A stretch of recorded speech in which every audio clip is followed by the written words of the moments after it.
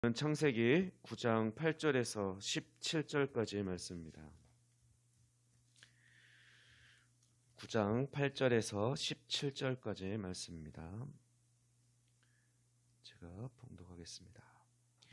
하나님이 노아와 그와 함께한 아들들에게 말씀하여 이르시되 내가 내 언약을 너희와 너희 후손과 너희와 함께한 모든 생물 곧 너희와 함께한 새와 가축과 땅의 모든 생물에게 세우리니 방주에서 나온 모든 것 곧 땅의 모든 짐승에게니라. 내가 너희와 언약을 세우리니 다시는 모든 생물을 홍수로 멸하지 아니할 것이라. 땅을 멸할 홍수가 다시 있지 아니하리라. 하나님이 이르시되 내가 나와 너희와 및 너희와 함께하는 모든 생물 사이에 대대로 영원히 세우는 언약의 증거는 이것이니라. 내가 내 무지개를 구름 속에 두었나니 이것이 나와 세상 사이의 언약의 증거니라. 내가 구름으로 땅을 덮을 때에 무지개가 구름 속에 나타나면 내가 나와 너희와 및 육체를 가진 모든 생물 사이에 내 언약을 기억하리니 다시는 물이 모든 육체를 멸하는 홍수가 되지 아니할지라. 무지개가 구름 사이에 있으리니 내가 보고 나 하나님과 모든 육체를 가진 땅의 모든 생물 사이에 영원한 언약을 기억하리라. 하나님이 노아에게 또 이르시되 내가 나와 땅에 있는 모든 생물 사이에 세운 언약의 증거가 이것이라 하셨더라. 아멘. 네, 하나님은 노아와 그 가족들에게 복을 주시면서 또 언약을 세우기를 원하셨습니다. 본문 8절에서 11절 말씀 보면 하나님께서는 노아와 그의 가족들에게 다시 시작할 수 있는 복을 주시며 언약을 하십니다.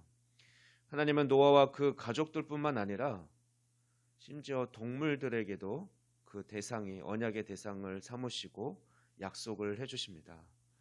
하나님은 결코 다시는 물로 세상을 심판하지 않을 것이라고 약속을 하십니다. 그 말에는 어떤 의미가 있기에 노아와 또한 언약까지 하셔야 했습니까? 우리가 노아의 입장으로 돌아가 보면 이 말을 쉽게 이해할 수 있습니다. 방주에서 1년 만에 밖으로 나온 노아는 좌절과 절망뿐이었을 것입니다. 어디서부터 어떻게 무엇을 시작해야 하는지, 폐허 속에서 어떻게 살아가야 하는지 노아는 두려움에 사로잡혔을 것입니다. 그래서 그는 하나님만 의지할 수밖에 없었고 하나님께 제사를 드렸습니다. 그리고 그때 하나님이 노아에게 나타나셨습니다. 그리고 노아에게 복을 주시면서 이렇게 말씀하십니다. 너는 다시 할 수 있다. 내가 내게 복을 주겠다. 너는 생육하고 번성하여 땅에 충만해라. 동물들이 너를 해하지 않을 것이다. 너에게 또한 육식을 허락한다. 그리고 서로 살인하지 않도록 내가 그런 규정을 만들어 주겠다. 그리고 다시는 물로 심판하지 않을 것이다. 이 말씀들은 노아가 가지고 있던 그 두려움, 막막함을 없애주시면서 그에게 확신과 위로를 주는 말씀입니다. 대부분의 사람들은 두려움에 사로잡혀 있습니다. 건강이 좋지 않은 사람은 그 질병으로부터 오는 고통과 죽음에 대한 두려움, 또 취업을 하지 못했거나 결혼을 하지 못한 청년들은 또 그 문제에 대한 두려움과 고통을 가지고 살아갑니다.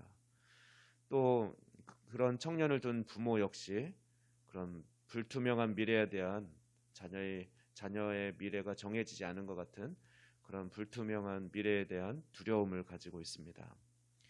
또 새로운 환경에서 새로운 일을 시작하는 자에게는 그 일을 잘할 수 있을지에 대한 두려움에 사로잡혀 있습니다. 그렇습니다. 사람들을 가장 고통스럽게 만드는 것이 바로 이 두려움입니다.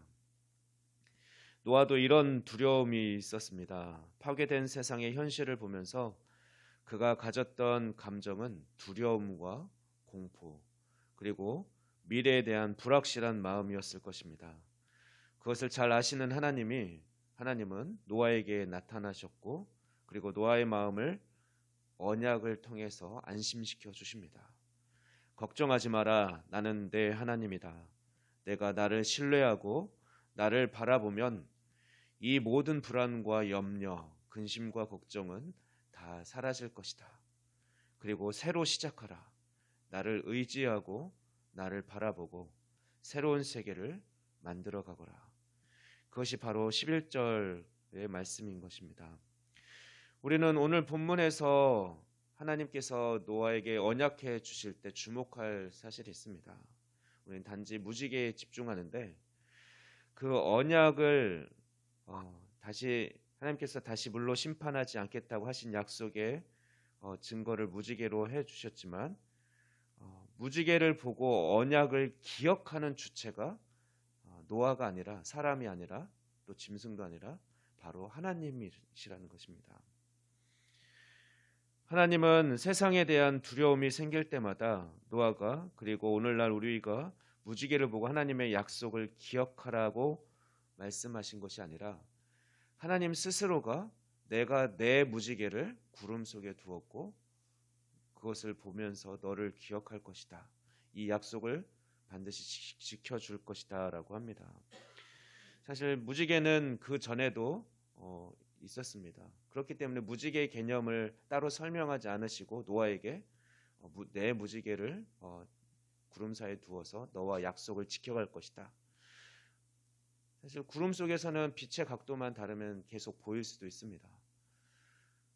우리가 비가 온 뒤에만 꼭 무지개를 보는 게 아니라 분무기로 물을 뿌려도 무지개를 볼 수 있듯이 빛의 각도만 맞으면 무지개를 볼 수 있듯이 하나님은 언제나 구름 사이에서 사실 무지개를 보실 수 있을 것입니다. 이 말씀은 어쩌면 늘 너와 한 약속을 하루도 잊지 않고 기억하겠다.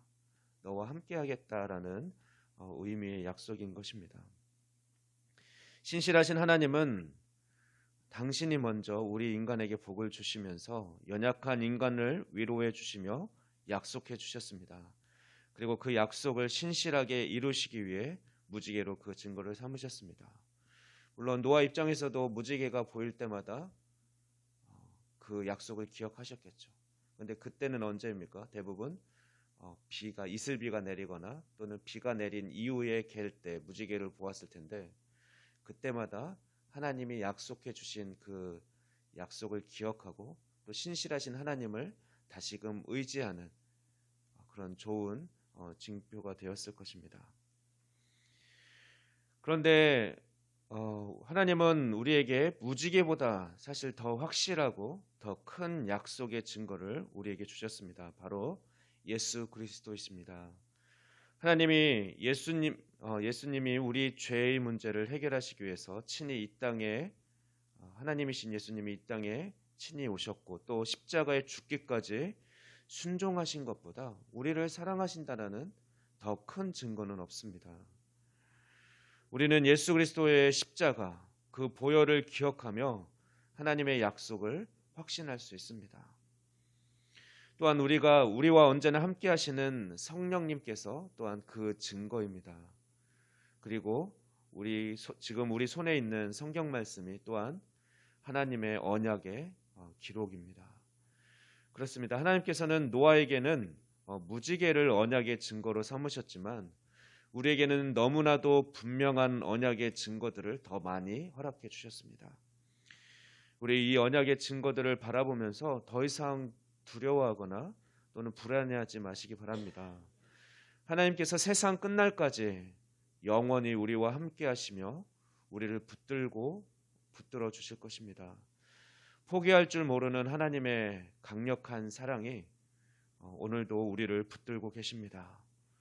우리 큰 사랑을 어찌 또한 우리만 누릴 수 있겠습니까? 이 복음을 또한 믿지 않는 자들에게 기회 있는 대로 나누며 살아갑시다. 이를 위해 우리를 작동교회로 부르셨음을 기억합시다. 함께 기도하겠습니다. 신실하신 언약의 하나님 감사합니다. 우리를 창세전에 부르시고 우리의 이름을 기억하시며 또 그 사랑의 약속을 신실하게 이루어 가시는 하나님 감사합니다. 홍수 심판 이후 무지개를 언약의 증거로 삼으시고 신실하게 그 약속을 지켜주신 하나님 감사합니다. 또한 우리에게 예수 그리스도를 영원한 언약의 증거로 삼으시고 그 보혈의 능력 안에서 우리를 부르셨으며 지금도 이끌고 계신 하나님을 찬양합니다. 신실하신 하나님의 언약을 신뢰하며 모든 두려움을 내려놓고 담대하게 오늘을 살아가는 우리가 되게 하여 주시옵소서. 감사드리며 이 모든 말씀 우리 주 예수 그리스도의 이름으로 기도하옵나이다. 아멘.